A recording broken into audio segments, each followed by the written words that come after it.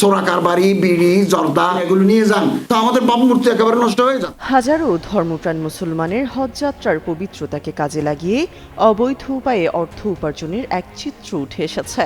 হজ ও উমরাহ ফেরার 2025-এর উদ্বোধনী অনুষ্ঠানে ধর্ম উপদেষ্টা ডক্টর আ.ফ.ম. খালিদ হোসেন এমন এক এজেন্সির মালিকের কর্মকাণ্ড তুলে ধরেন। উপদেষ্টা জানান, এক এজেন্সি মালিক 3000 বিড়ি নিয়ে সৌদি আরব গিয়েছিলেন।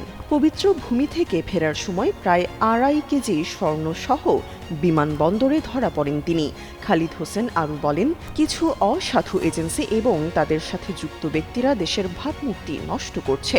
সরকার নিষ্ক্রিয় এজেন্সিগুলোকে বাতিল করার কথা ভাবছে। একই সাথে ধর্ম মন্ত্রণালয়ের কোনো কর্মকর্তা বা কর্মচারী যদি কোনো এজেন্সির সাথে আর্থিক লেনদেনে জড়িত থাকেন তবে তাদের বিরুদ্ধে কঠোর ব্যবস্থা নেওয়া হবে।